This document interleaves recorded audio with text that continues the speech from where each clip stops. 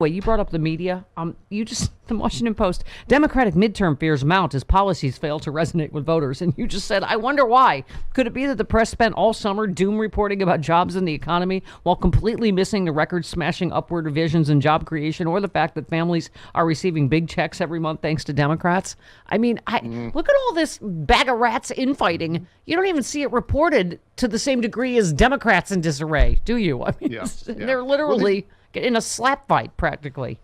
Well, there's this weird feedback loop where I think the press gets its hands on something. Someone says, I'm having a hard time getting, groceries at the store because of supply chain. And then the press reports that and says, Americans should be more outraged about the status of the economy right now. And then Americans read that and think, I should be more outraged about the economy right now. Yeah. And it completely supersedes the actual, conditions on the ground. It supersedes the fact that, we're on target to have created 7 million jobs in Joe Biden's first year. I know.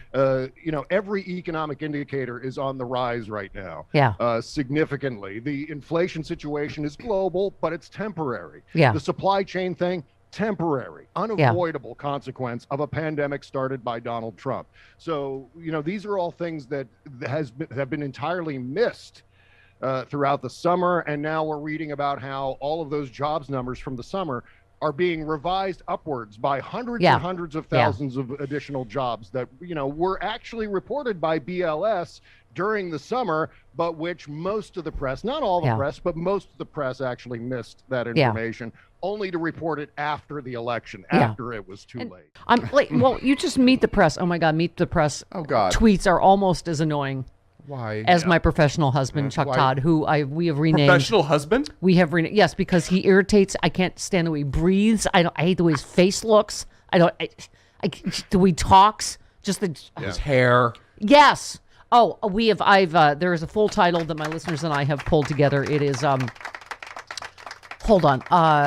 Fartface von, Carnival Claw, von Shamblebangs.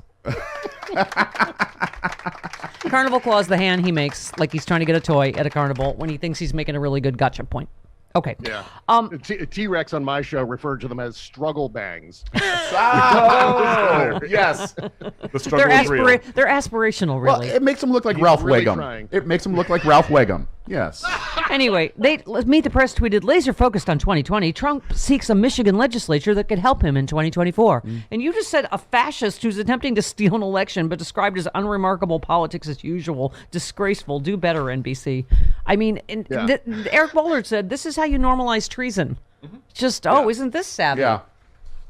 Right. It's like seeing Trump deliberately committing election fraud. Say, for example, in Georgia, where they're legitimately investigating him for election fraud and saying, Trump's still fighting to win 2020. That would be the headline. That would be the similar headline that we're seeing now. It's like way to completely miss the actual story here by putting it through this meat grinder of nonsense and watered down reporting. And that's exactly what we're seeing a lot of, certainly on Meet the Press, but also that headline you just read in the Washington Post. It's so understating what is going on that it's absolutely infuriating. And that's how situations like that's how Donald Trump's election theft, that's how maybe his ridiculous response, that's how all of that gets flushed down the memory hole. Because headline after headline comes down, downplaying it, kind of softening the actual criminal activity or the actual scandal.